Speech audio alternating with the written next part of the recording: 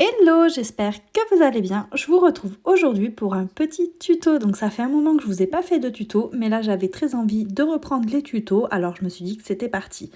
Donc pour ce tuto aujourd'hui, j'ai utilisé la matrice de découpe de la collection Carnet de bord qui s'appelle Étiquette de voyage de Scrap Didi. Et donc vous pouvez le voir, on a l'étiquette qui va venir se découper, mais on a également le petit embout supplémentaire pour venir créer de l'attache qu'on retrouve sur les étiquettes de voyage qu'on met sur les valises. Donc je trouve le die super chouette. Donc pour ce tuto, on va commencer par venir travailler la technique de l'embossage à chaud. Donc vous voyez, j'utilise la Versa Magique pour venir faire mon tamponnage. Donc c'est une encre qui est un petit peu collante pour celles qui ne connaissent pas. Et ça va permettre de venir en fait retenir la poudre derrière de ma poudre à embosser. Donc ici, j'utilise la poudre à embosser de la marque WO. Et je trouve cette poudre vraiment super sympa, j'aime la finesse du rendu. Vous voyez là avec mon petit pinceau, je viens retirer en fait les grains de poudre qui sont retenus par mon papier en dehors de mon encre. Mais là voilà, mon encre a retenu ma poudre à embosser et donc là c'est parti. Maintenant pour pouvoir fixer la poudre, en fait il faut venir chauffer avec un pistolet à chaleur notre poudre. Donc petit à petit on va voir que la texture se transforme et ça va venir fondre en fait sur notre papier. Je vais faire exactement la même chose mais avec un tampon texte parce que je trouve aussi que la finesse de l'embossage à chaud sur les textes est vraiment super sympa. Donc ici j'utilise une petite protection, une petite pochette en plastique pour protéger ma table lorsque je tamponne, etc. pour éviter de mettre de l'encre partout parce que comme elle est transparente sur mon plan de travail, je la vois pas bien. Donc je trouve plus simple et au moins comme ça je risque pas de mettre un projet dedans par la suite. Donc je fais exactement la même chose que tout à l'heure avec ma poudre à embosser en doré. Et vous allez voir que l'écriture va venir s'imprégner parfaitement et je trouve le rendu juste trop joli. Donc j'utilise la couleur California Gold, c'est celle que je préfère, j'ai plusieurs dorés et c'est celle vraiment que je préfère en termes de rendu. Maintenant que nos fonds sont prêts, on va passer à la décoration et pour ça j'ai tamponné des tamponnages sur du papier aquarelle et on va venir effectuer la colorisation à l'aquarelle.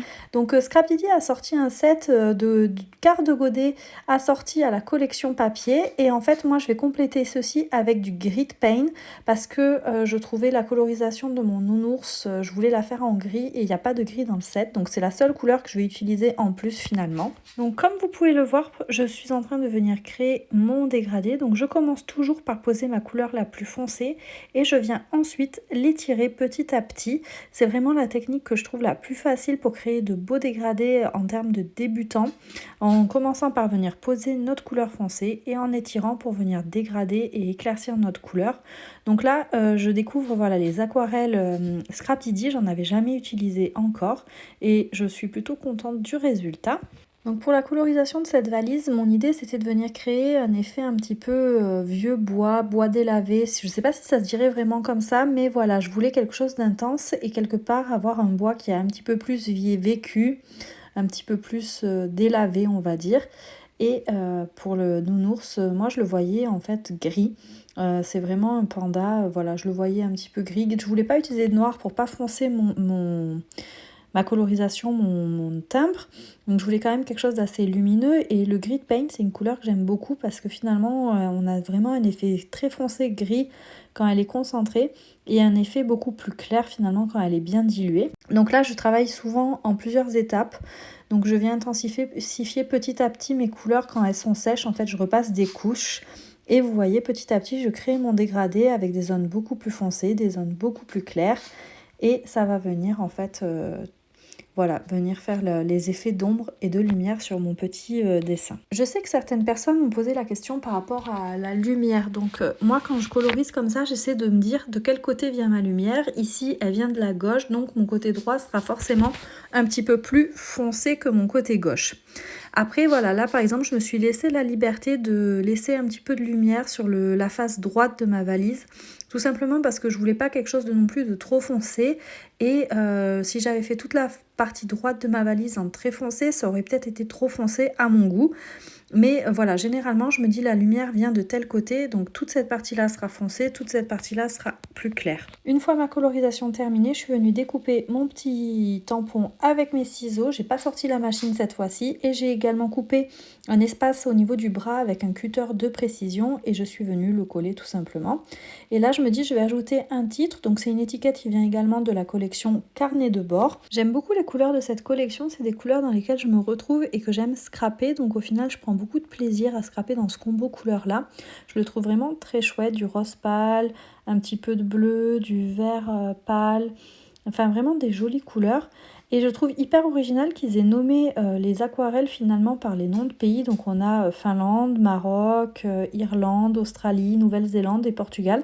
Donc je trouve l'idée hyper sympa, je trouve que ça contribue un petit peu à cet univers-là. Comme vous pouvez le voir, je procède exactement de la même manière pour la suite de ma colorisation des tamponnages. Donc ici j'utilise plutôt la couleur Finlande et je vais également utiliser le marron Maroc pour venir en fait retrouver, faire un rappel du premier tag puisque je crée un duo, donc il faudrait quand même que les deux tags soient dans le même combo couleur à peu près. Je suis désolée si vous entendez un petit peu de bruit de fond, en fait c'est Nala tout simplement qui marche sur le parquet de ma scrap room, ça fait un petit peu de bruit mais j'arrive pas à la faire asseoir, là elle demande de l'attention, donc j'ai un bras pour tenir le téléphone avec lequel je vous filme et le deuxième pour lui faire des gratouilles. N'hésitez pas à me dire également si vous aimez ce genre de vidéo là avec un peu de tuto colorisation où j'essaie de vous expliquer quelques petites choses et surtout le visuel en fait, voilà, qui vous montre vraiment comment je procède pour coloriser, etc. N'hésitez pas à me le dire si ça vous intéresse, j'essaierai de me faire des vidéos plus souvent. C'est vrai que pour moi c'est tout nouveau, je me sens pas forcément encore apte à vous faire un tuto 100% colorisation comme le font d'autres scrappeuses qui le font très très bien et j'ai beaucoup appris avec elles. Mais si ça vous intéresse, je vais essayer de vous en faire plus souvent et peut-être aussi de monter en compétences au niveau explication, etc. pour vous proposer éventuellement de vrais tutos colorisation. Pour finir ma création, j'ajoute toujours quelques touches de nouveau. Donc ici, c'est le Caramel Cream. C'est une de mes couleurs préférées. Je l'utilise vraiment sur beaucoup de créations comme les pages, les tags, les cartes. Tout ça, c'est vraiment une couleur que j'aime beaucoup. Et ensuite, pour terminer vraiment, j'ajoute toujours du marqueur acrylique blanc sur les parties les plus foncées de mes colorisations. Ça permet d'ajouter un petit peu de lumière à certains endroits qui seraient plus foncés. Et pour éviter tout accident sur ma création, j'active toujours mon marqueur acrylique blanc sur une petite feuille à côté. Et ensuite, je viens prélever ce que j'ai activé en fait sur ma feuille pour venir le déposer sur mes créations. Donc maintenant, je vais juste ajouter ici le petit truc en plus qui va venir servir à fixer mon étiquette voyage, on va dire. Et voilà, les créations seront terminées. Donc j'espère vraiment que ce petit tuto vous aura plu. Excusez-moi si jamais la voix off n'est pas parfaite, ça fait vraiment très longtemps que j'ai pas filmé en voix off. Il va falloir que je me réhabitue un petit peu. Et j'espère que cette vidéo vous aura plu, que vous aurez passé un bon moment créatif en regardant ce tuto. Et moi je vous fais plein de gros bisous et je vous dis à très vite pour une nouvelle vidéo.